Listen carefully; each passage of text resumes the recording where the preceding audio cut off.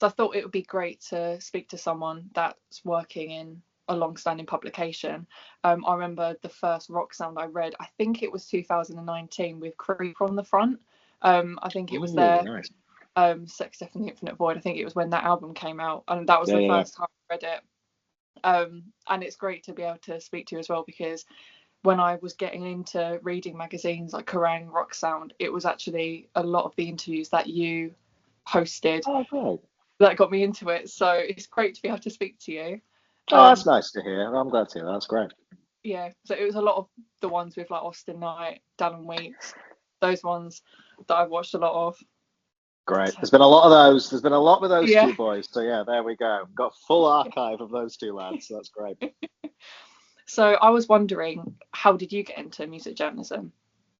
Yeah, I mean, a bit like we were talking the other day, really, it sort of kind of fell into it a little bit. I was doing, well, I studied music at university, and then the good thing about that course, I was at University of Manchester. It had a kind of big mix. So some people went off and did composition focus, some people did performance focus. My kind of final year focus involved like a lot of research and a lot of writing, and that's kind of how I fell into it, I suppose. I went off and did a lot more scripted writing after uni. I did some kind of BBC radio stuff. I'm from Edinburgh, so some stuff for like Edinburgh Fringe, that kind of thing, and a lot of kind of arts websites more than music. And then really, you just realize pretty quick that if you can specialize in an area you happen to know a lot about, it really, really helps. Which sounds obvious, but it's so true. And I happen to have obviously grown up listening to all the bands that we cover in Rock Sound, and that is the genre of music that I love. So initially, I was working at Global on a website called Pop Buzz, which is now part of Capital FM. But I became their sort of alternative music guy, doing loads of stuff out there for that. And then eventually that led to doing the video side of Rock Sound, but also, I mean, it's always been a team where you can try lots of different stuff. So yes, I was doing the video, but I was also doing cover stories, news stories, all that kind of thing. Which has then led to me leading the team now, really. But it was a sort of sideways route in, but always wanted to do writing, but then found my way to this particular bit of music journalism a little bit later on, I guess.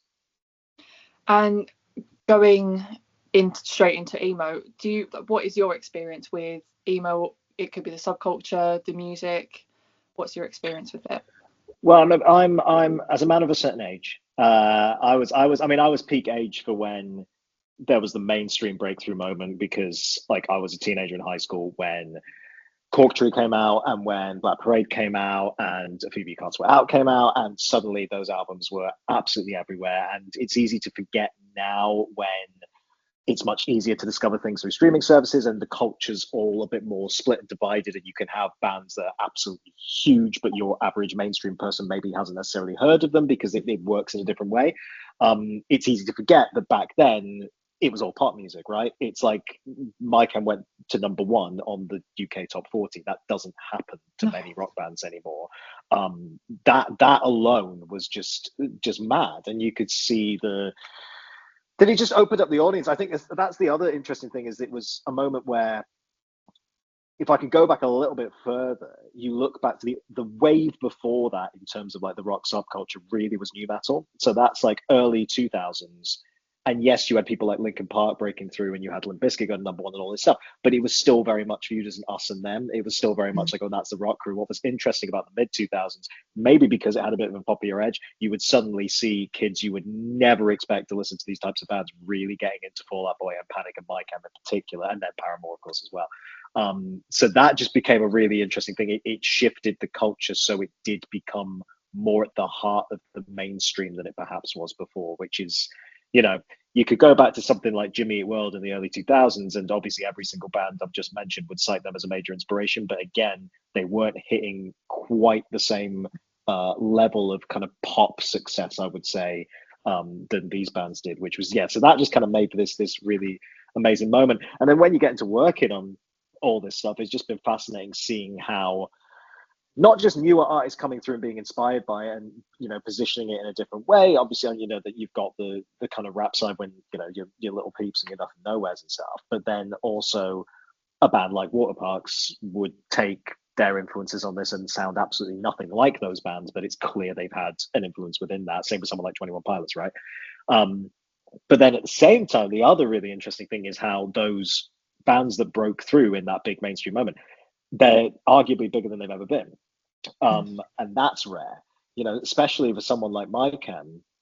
It's mad how you would go to those reunion shows. I'm sure it'll be the same with these big shows in the summer in the States. It's kids who were proper children when the band were first around, and they've discovered it in the interim because, like I say, anything we would call quote unquote emo now has evolved and developed. So that sound that broke through, it kind of lives in a little bit of a time capsule there, and they are kind of left to be discovered by more and more generations. So it keeps carrying on, and like that I just find really, really interesting, that there's kids out there who really treat those three in particular, I suppose, Fall Out Boy, MyChem, and Panic, as if they're new bands and they're discovered for the first time. That's kind of amazing and very, very rare, I would say, as well.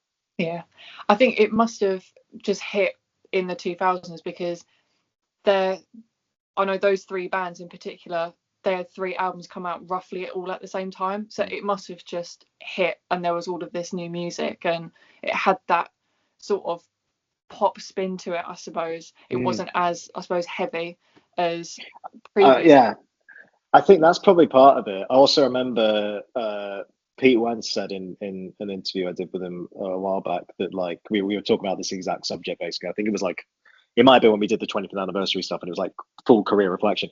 And he was saying it was that mad thing where he'd be doing Warped Tour one day and then go off and do TRL on MTV with all like the Backstreet Boys and all these kind of boys. And he said it was like there was almost like a gap with boy band availability in the best possible way. Do you know what I mean? Like, it's like there was that wave in the early 2000s of Backstreet Boys versus NSYNC and all these kind of things.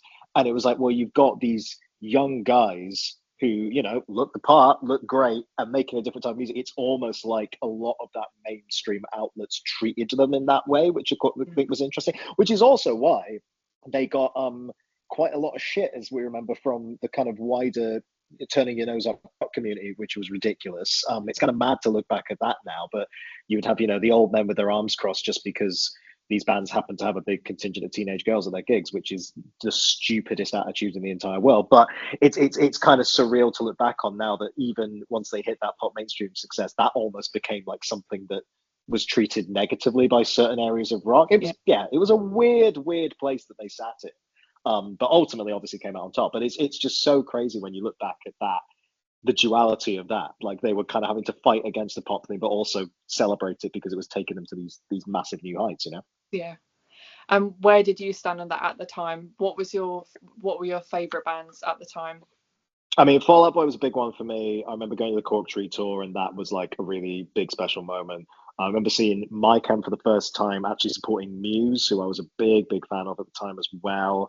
Who I guess weird how they've sort of influenced a lot of the kind of next wave, actually, even though they would never be considered within that subgenre. It's kind of interesting how the drama of it kind of inspired that moving forward. Those were definitely the big two for me.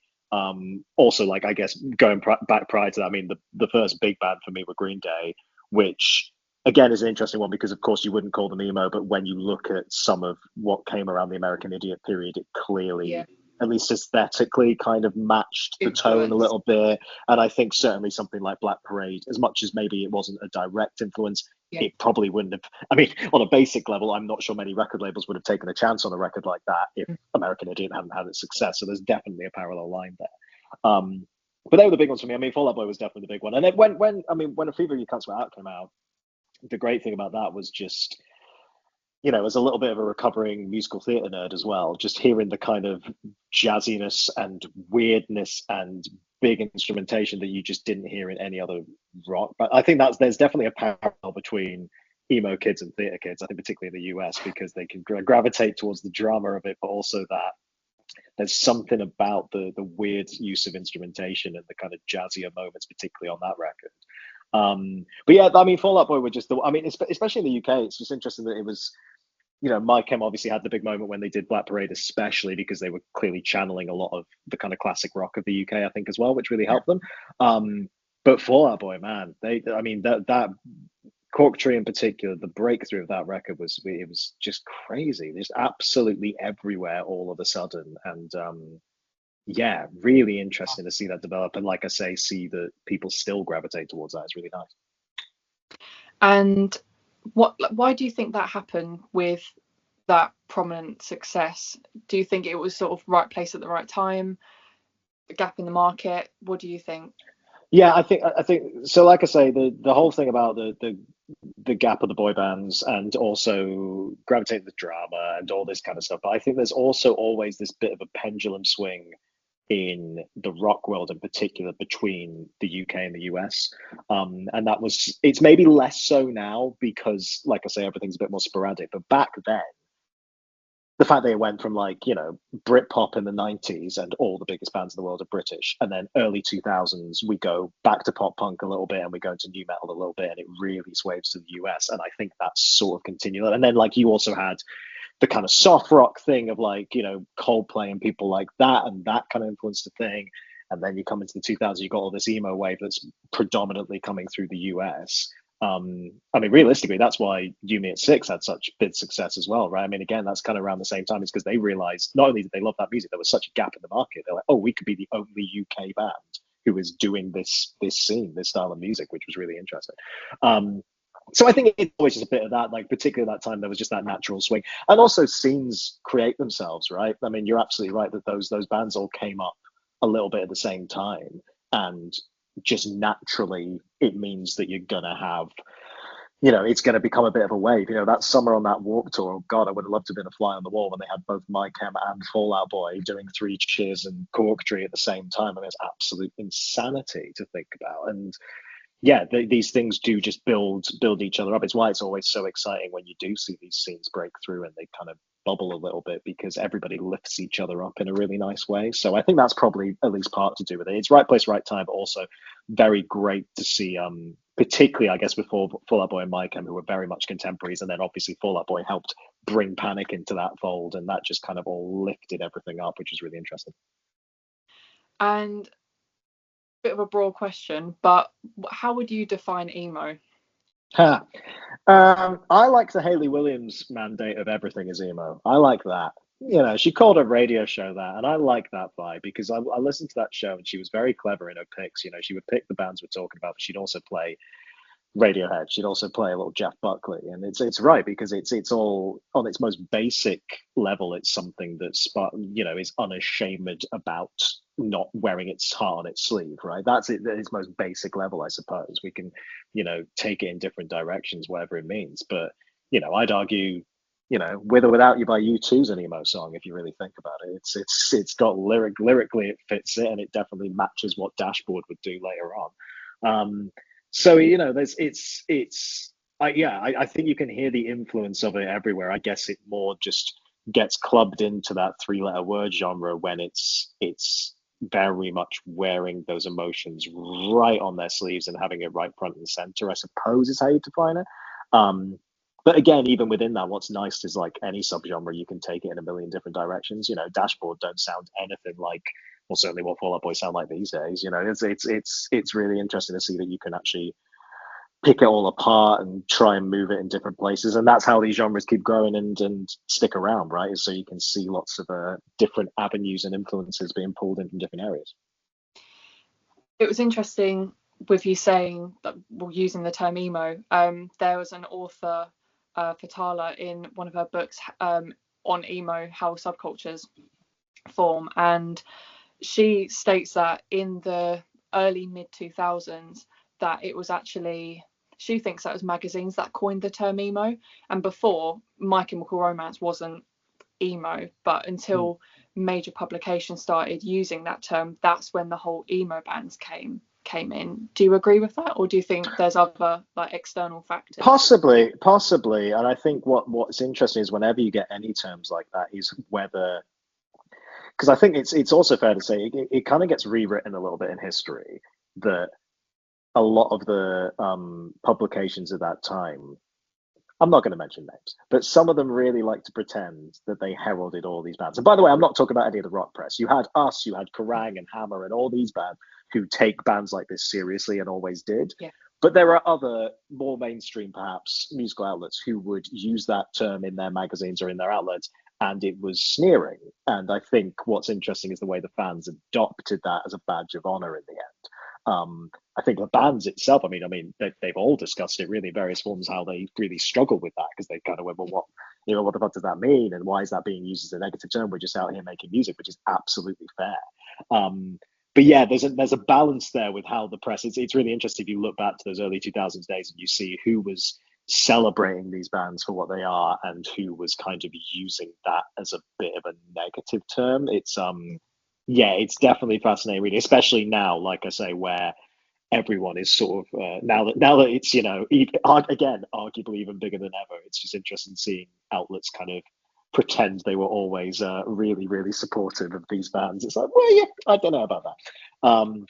But yeah, I think that's it. Definitely, the press always feeds these things for sure. But yeah, it's quite interesting to see with that term in particular how some outlets use it as a negative term. Some outlets just ended up running with it, I think, because that it became the term that everyone used. And ultimately, I like the fact that the fans sort of owned it and took it on and made it into a positive. That's nice to see. Do you think there was one major publication that was mentioned in our book? Do you think that they maybe used the term emo they were putting the bands down? Because I think in the same interview Gerard Way made, there was a quote from him, a bit of a comment where he was very confused and a bit, wasn't happy with using that term. I mean, I'm obviously unbelievably biased, but I always find when there are publications that aren't as engrossed in this world as us and Kerrang and Alt Press and Revolver and Hammer and the rock, what we would broadly call the rock press, when you step outside of that, those interviews leave me wanting. They leave me, struggling to see what it's all about, because they like to put things in boxes when they're talking to broader audiences who maybe don't understand. And I can kind of get that to an extent. I get that, I see it all the time now with a lot of the kind of artists that we cover. When they step out of that realm and go into these more mainstream things, there's a clear lack of understanding in a lot of cases as to what they're about and what they do, because they're not used to covering this world, and it's almost viewed as a bit other. And I think that's what was happening back then, really, with a lot of, not just with emo bands, to be fair, like with rock bands across the board. It's very much when they stepped into a pop sphere, it was very much the pieces would always feel like, what the fuck is this all about then? And you're like, well, it's actually kind of a massive thing. And if this was a pop star you were talking to who just achieved the same numbers they had, you wouldn't be approaching it in that way. So I think that's just it. I think it's whenever subculture hits the mainstream, you're always going to be met with a bit of confusion and a bit of sniffiness in places. And yeah, luckily, I think the bands we're talking about here will prove them all wrong. But it's not a problem that's gone away. Like I say, I think there's a lot of artists who step out of our sphere a little bit and really face that issue, and I can understand why they'd be frustrated by that for sure. And working with Rock Sound, when did you start with Rock Sound, do you mind me asking? 2018, early 2018. 2018. So prior 2018, I suppose, as I said, emo has evolved a lot. You went from, as we were talking about with the 2000s, into the 2010s to up to 2020, where you have Waterparks coming in, 21 Pilots, IDK How, all those sort of bands which you wouldn't, I think off the bat you wouldn't regard them as emo. No. But what do you think has sort of shifted this with emo? What do you think has done that? Well, 21 Pilots is a fascinating one in particular, because they were very much talked about in the same breath as My Chem, and I mean, obviously they did the My Chem cover in the end for Rock Sound, right? So like there's a direct association there, but like again, it's the heart on the sleeve thing. I mean, you look at Tyler Joseph's lyricism, even prior to something like Blurryface. You look at Car Radio, and it's like it's just really open and honest, and that's kind of refreshing. And it's almost like stream of consciousness a little bit as well, which actually that's maybe a bigger point. Actually, is the kind of stream of consciousness level, because you look at like Dashboard or particularly something like Taking Back Sunday or any kind of spoken word intro. It definitely matches up with what Tyler was later doing with Pilots, I suppose. Also the feeling of community, and talking about the topics of being very open about mental health. I mean, we're in 2025 now, and it feels like a much more open conversation across mainstream culture, but it wasn't back then, right? Even when you go back to the early 2010s, it definitely was still a bit of an anomaly and a bit of a newer thing to be doing that. And that's a theme that runs through all manner of emo music, or what we'd call emo music. And I think, Pilots had that in spades. Waterparks, you could argue it sits on that cross between particularly the first couple of records, it's more in the pop punk sphere, right? But Austin would very much cite Mike M in particular. I mean, Mike M's his favorite band, right? And then they had Mikey working with them on the Double Dare tour and all that kind of stuff. So there's definitely a bit of a cross in there. Dallon's an interesting one. He'd absolutely murder me if I ever referred to him as emo. So that's a weird one. But he obviously he sits within that audience space, I suppose, is the way you'd look at it. But yeah, I mean, it's the evolution around it. It's just interesting. You could see people pulling influences, but then putting their little twist on it, like I say, which is, I guess, what came up with that next wave of.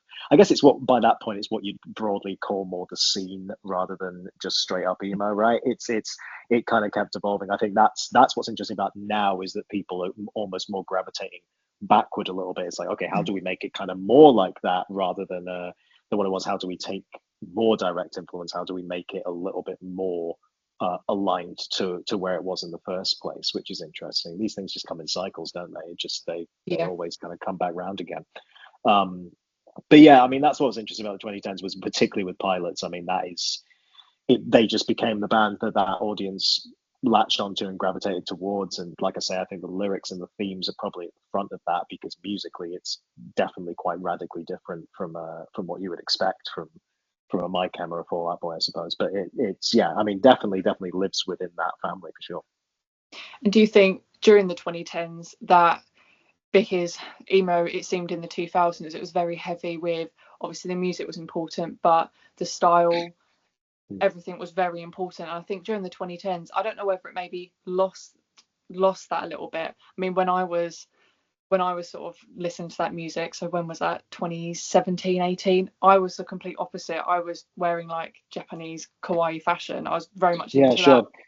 Yeah, it's interesting that like the fashion did fade away, right? But like it's interesting that it was about distinct looks. Austin gets that a mile off, right? I mean, the guy works in colors, right? I've forgotten the name of the condition. You know, I mean the where you can see sound and color mixed together. Oh, yes. I mean, I've forgotten that term, but he uses that, right? But also, like, he knows that he needs a distinct color palette for every record and all that kind of stuff. And having, the titles work through the alphabet. It's having things to grapple onto, which I think the emo scene, particularly the 2000s, was very, very good at. Pilots are obviously incredible at that with the lore and all the looks around every single record, which is very akin to what Mike M did. The fascinating thing now is seeing, again, like I say, people retreating back. It's probably partly a nostalgia trip, but like the fact that all the fashion's back, all the looks are back. When we were young has a lot to answer for that in the best possible way. I think it's definitely helped move that forward. I mean, the funny one was I remember the first when we were young, I chatted with this quote sticks with me all the time. It was Martin from Boys Like Girls, and they just come back, right? And we were sat chatting about it, and he said, and we were talking about the kind of differences between them. And he said, the mad thing is that this scene, this movement, that time, it's the last time that a music scene was influencing all the rest of pop culture. Now it's always the other way around. He's like, that's the last time it happened. You had a group of bands who were influencing the fashion, who were influencing the style of movies that were being made and the soundtracks of those movies and all that stuff. And then it kind of flipped after that, which is really interesting observation and so kind of true. It really did lead the way for all of wider popular culture, and then everything kind of split off digitally, I suppose, so it becomes a bit more fragmented. But yeah, I mean that's definitely the fascinating thing about the revival now is that it's not just about the musical style. People want to relive that moment and have the fashions back and have even the nostalgia for things like Jennifer's Body and those kind of movies that were around at that time. It's just interesting to see them get a new wave and people be like, oh yeah, or the OC. The OC never goes away as a TV show, and that soundtrack is full of like Death Cab and Bright and all this stuff. So it's it's really interesting to see that aspect of it is also kind of coming back around now. And what do you think caused the revival? I mean, I'm going to guess When We Were Young festival and the My Chemical Romance reunion, and maybe even lockdown in 2020, where people were just feeling nostalgic and a lot of things, people reflecting and sort of came back. I think lockdown's probably a big part of it. You're right. I think everything comes on a 20-year cycle. That's the typical line in pop culture, right? Everything comes on a 20-year cycle. We've seen a similar thing happen with nu metal, right? But like, I think you're right. Lockdown will help. When We Were Young it's mad to see what When We Were Young has achieved. Like, it's an incredible festival. It's so much fun, but also it's mad how one weekend in Vegas a year has genuinely lifted up that entire scene. It's crazy. It's like what, 80,000 people capacity or something like that, and it's in one city on the west coast of America, and yet the whole kind of musical world around it went, oh wow, that's back. It's mad how that one event has kind of, I really do think has kicked that into gear a little bit. It's really interesting. Yes, the My Chem reunion, 100%. I mean, the My Chem reunion was almost like, I mean, who knows what? I mean, I've chatted to a few of the guys on and off since then, but they've not done like a full interview together about it. I'd be really interested to hear what kind of prompted it in some ways, because they've always been friends for a long time, but it felt inevitable, that first one in 2019, because like I say, the streaming numbers kept going up and the fans kept growing, and they were all just clamoring for it. So even aside, they almost felt like in their own little bubble moment. And it's easy to forget as well, as much as I love Fall Out Boy, they were having a little bit of a dip commercially and critically there for a second, and then that kind of suddenly skyrocketed yet again. Their kind of third act that they're having right now, which is amazing. So yeah, I think you're right. Probably lockdown probably helped, the 20-year cycle thing, but yeah, we cannot underestimate the influence of When We Were Young. It's absolutely mad how much that one festival has really, really shaped a lot of where rock subculture has gone in the last couple of years, which is really interesting. Going back to My Chemical Romance, you covered the reunion, I believe. Yeah. What was it like to? It was all right. It was quite a good night out, It was mad. I mean, like I say, it was the sheer amount of kids was crazy. I genuinely thought it was going to be people like me in our 30s who were there the first time, reliving it, and it was parents bringing their kids for the first time, and it was kids who had never seen them, who were decked out in all the gear, absolutely ready, full makeup. Kids camped out the night before in this tiny little venue. It was mad. It was mad, and the intro was one of the most impressive things I've seen on stage, just because that curtain being up there, and they played, you can still find it online, but they played that whole audio package of kind of like loads of key moments in the career, and then it was the dialogue from the I'm Not Okay video, straight to I'm Not Okay, curtain drops. The place went nuts in a way I've never seen at any show. And I think the other thing as well you got to remember is that as much as Frank had been doing some solo stuff, he was really at that point the only public facing member. Like Gerard, was happy to just sit and do his, doing these various writing things. Ray, I think, had been doing little producing bits and some solo bits. Mikey was doing some comic writing, and he'd obviously done Electric Century, but not much of it. So, like, really the only one you were seeing regularly in the pages of a Rock Sound or whatever was Frank. So to suddenly see these guys all back together, it felt like an extra moment, like the fact that they'd really retreated. I think that actually keeps it special now as well. They still don't, they're still not doing press, infuriating.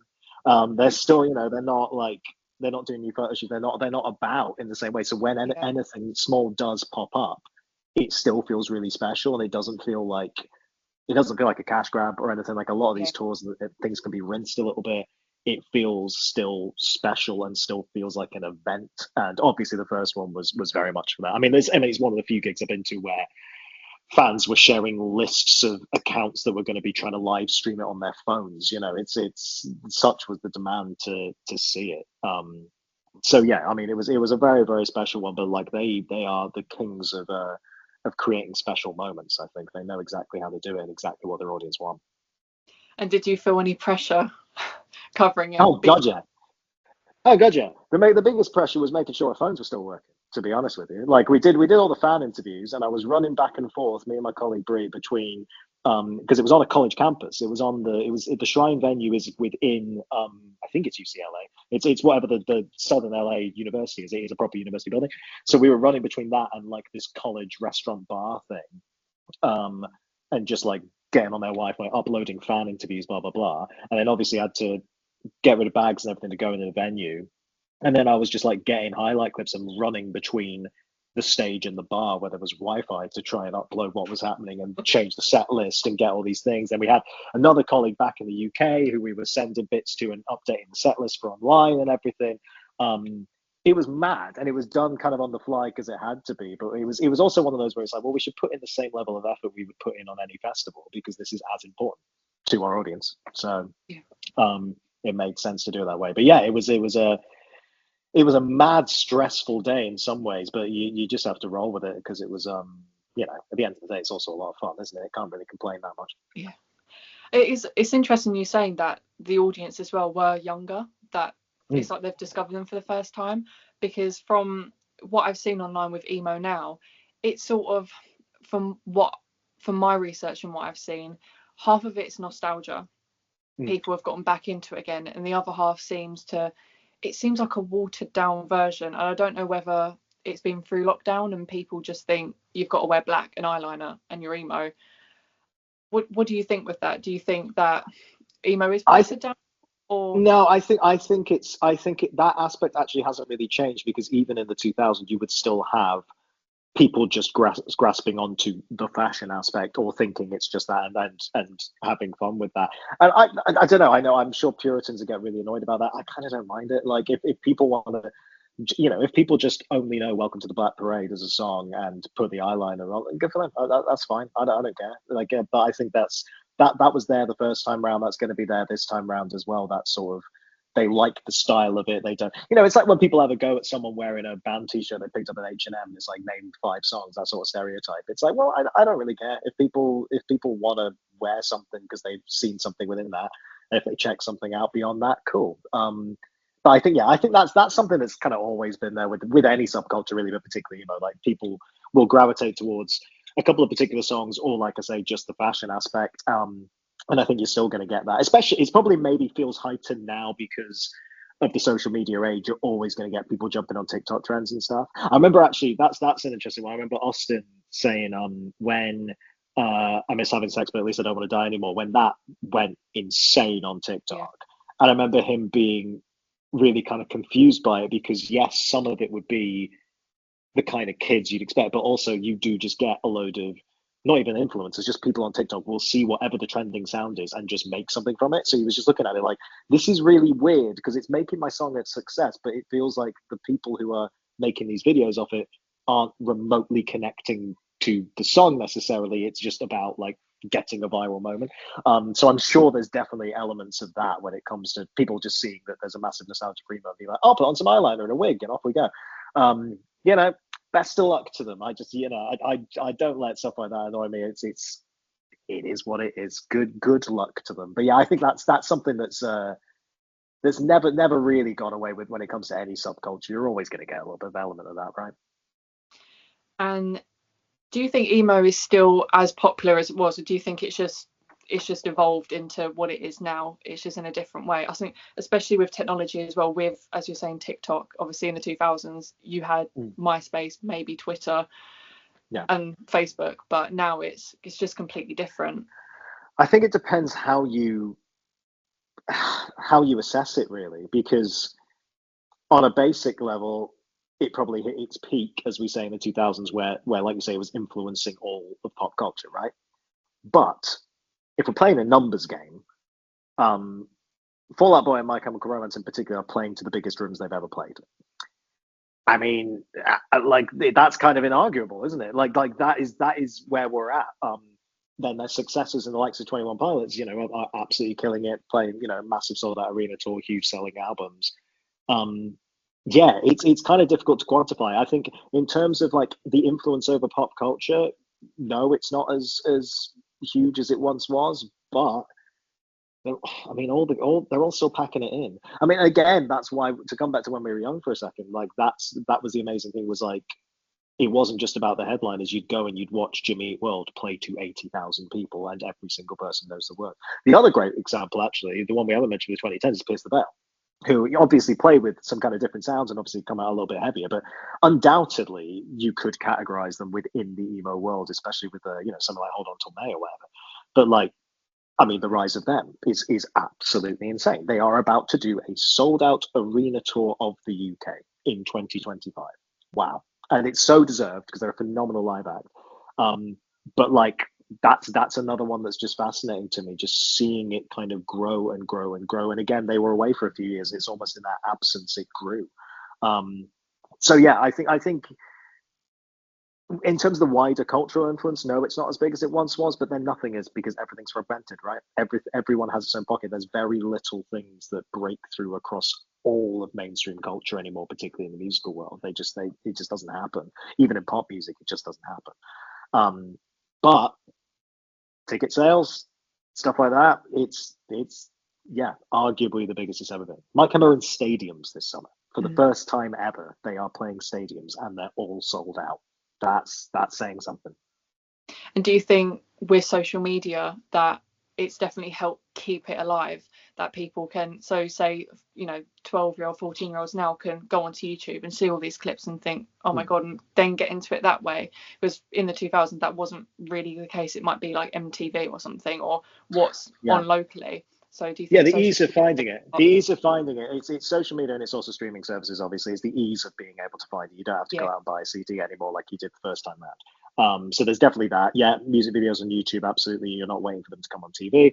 But also, yeah, like the pockets of fan communities, I would say, particularly on Twitter/X, that is where so many of these little communities rose up, particularly in the 2010s, actually. That term of Stan Twitter, right? Like, that's what it would be referred to as, because it was very much based on there.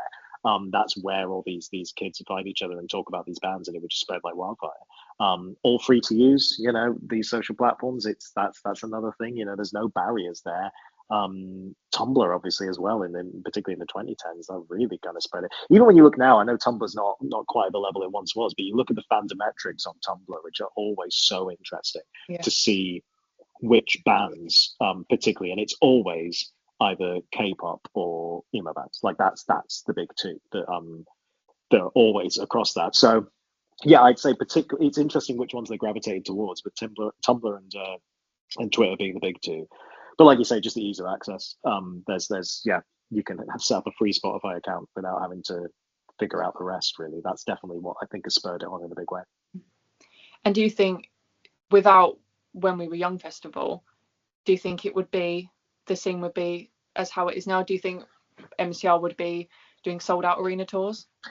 I think they would. I think what it has done, though, is lifted up everyone below that in a bigger way. You take away the top line, and I would say every other artist on there has. I hope they'd agree with this. It's no slight on anybody. I think they've all got a lot more opportunities in the last couple of years than they perhaps would have without that. Whether that's the Used or Yellow Card coming back, or like anyone of that sort of, even Boys Like Girls, right? Boys Like Girls are absolutely killing it and getting loads of great opportunities now. And they were all still going. They didn't go anywhere, but it's just interesting. Even the fact that it spurred on the wider culture. Something like Warped Tour coming back is another obvious example that I don't think that would have come back without When We Were Young.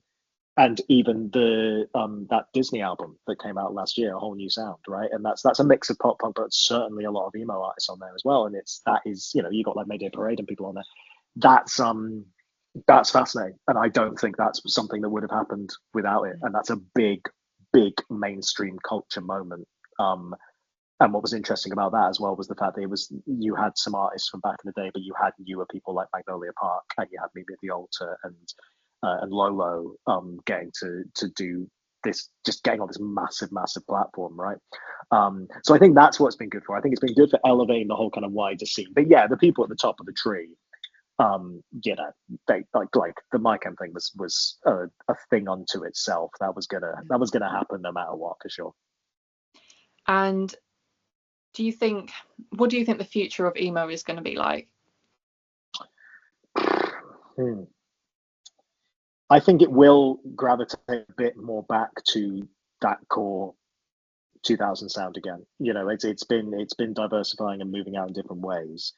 But I think given what's happening now with all of those artists, like we say, I imagine there'll be a bit more of a direct influence from that felt. I could totally see a lot of bands really kind of trying to find their own spin on that. It's also, when you look outside of it, something like, Sleep Token are obviously like the buzziest band in the world right now, right? There's elements of emo within that, right? Obviously a very, very different type of band to what we're talking about here. But it's interesting that I think a big part of what people are gravitating towards is that world building and the mystery and the thematics and the way the visuals match and everything, and that's straight out of the My Chem playbook, and it's that sort of thing, and like you say, when Pilots absolutely perfected that in the 2010s, I think. So I imagine we'll see a lot more of that, maybe a lot more of the influence on the sound, but like that idea of world building is not going anywhere, and if you can do it in this sort of particular alternative style, then I think that's where a lot of success can come from, and also where that's what fans want. They want to be able to dig deeper into something, and that includes the lyrics. Like I say, if they can be a bit more open and honest, then people are going to gravitate towards that, and then find all these other kind of incredible things within that. So I'd imagine that's probably what we'll see a lot more of moving forward across heavy music in general, but yeah, definitely across emo. And sort of a last question to wrap everything up. Do you think there's anything you'd like to add on emo? Would there be a question that, say, if I asked it, do you think I'm missing something about emo? I think it kind of covered the main bases, really. I think it's really interesting talking about the idea of the balance of how much of it is nostalgia, how much of it would happen. Like that's an interesting thread to pull on, really, because it is somewhere in the middle. It really is. Like it's particularly in America, actually, I'd say that it's very much there's a lot of nostalgia. The other interesting thing is the emo night thing that keeps happening out in the States, right? That's interesting in that it's very flashy and it's viewed in quite a, is prestigious the right word? I guess it is. Like, I mean, they've got like a Vegas residency and all this stuff, and it's very celeb-y, the one they do in LA and all that stuff. The equivalent over here is something like Facedown, and like, no disrespect to that lovely, lovely team over there, but we've had that running for how many years? Like, it's so interesting to see that the US culture is really catching up to that idea of even of like club nights of this kind of stuff, when the UK has had that going for so long already. And even on the festival side, you look at, I know it's a smaller event, but something like Slam Dunk has ticked off the overwhelming majority of the bands that play when we were young, right? I mean, and we've had that going for 15 odd years, something like that. Probably it's got to be coming up 20 years now. So yeah, that's maybe an interesting thread to pull out as well, is the way that I feel like the UK has kept that fire burning a long time, and the US has definitely got that nostalgia bug to an extent. And I think that's fair. I think that's fair to say with like, I would say Pilots, as much as Pilots are massive everywhere, they're arguably bigger over here than they are in the US. Waterparks 100% are bigger over. Like this is where they are the biggest, is the UK by a mile, which is fascinating. So yeah, I think that's kind of interesting that we definitely had that scene. That scene definitely stuck around in the UK even when it wasn't quite the cultural prominence. And then the US are, I don't want to say playing catch up because they're not really, but they're definitely discovering a few things that I think the UK have had running for a little minute, which is surprising really, but interesting to see how that's developed in the last couple of years, especially. And with your audience, do you find that because I know that Roxanne covers a lot of different bands, this is a bit of an awkward question to ask, but what does your audience sort of gravitate towards? Is there any like bands that are more popular than others, or certain? Oh god, yeah, of course. Yeah, of course. I think again though, I think what particularly in the last couple of years, the big thing is the world building thing, right?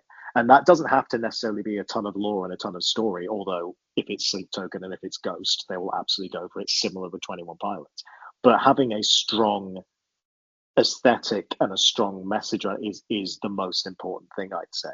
Someone like Spiritbox, they're not doing a concept album in quite the same way or anything like that, but you look at the aesthetics of this era and all the black and white stuff, it's so strong, it's so striking, and I think that's what a lot of our audience really like about the idea of buying a physical magazine, if nothing else, right? You want it to be like something strong that hits you in the face, and you get what that's all about. Youngblood's great at that. You look at what he's doing with his new era, he's this album's going to be great. Like he's really gravitated back to more of a classic rock sound, which is interesting, but like again, the visuals are all there, the idea and concept is so fully formed, and I think no matter what it is, no matter what genre it's in, or whether it's a story led or not, having that very strong aesthetic around it, and just the whole package basically. That tends to be what causes the big Bad Omens, another perfect example. Like, just absolutely nail that. They God, Noah's a genius with that stuff. He knows exactly what he's doing, and the visual inferences he pulls in, it's just all very clever. People want something they can dig their teeth into a little bit more.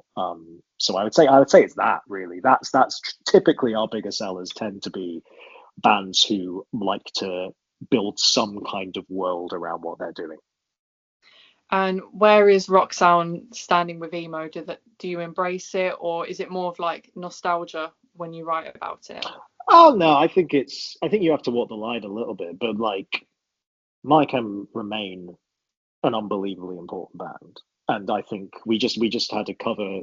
We just did a cover at the end of last year, like for our awards issue, talking specifically about when we were young, right ahead of the Black Parade tour, and yeah, the approach to that was very much about why the album's important, but it's not a nostalgia play. It's as vital as it ever was. That performance was as vital as any as they gave back in the mid 2000s. So I think it's more treating it like that. It was interesting last year because it was the 25th anniversary for us, and we did a lot. Like, all the cover interviews were very much retrospective and looking back on full careers and stuff. One of which was Fall Out Boy and all that kind of thing, and Frank Iero as well, actually, and Jimmy Eat World. I'm trying to think if there's any other emo ones in there. I'm sure there probably were, but like, yeah, it's interesting having that full look back. But all these bands as well, they all want to. I don't think any of them are wallowing in nostalgia particularly. They all want to look to the future. Fall Out Boy being a prime example of that. I mean, they did what was effectively their own eras tour, but it's all finishing on the newer stuff, which has gone down an absolute storm with their fan base because it's a really good album. Similarly, the MyChem thing, yeah, they're playing the Black Parade in full, but you better believe they're reinventing it. It's going to be really interesting, that tour. So yeah, it's. I think as long as the bands are constantly looking forward, we look forward with them, because I think that's what keeps it all interesting.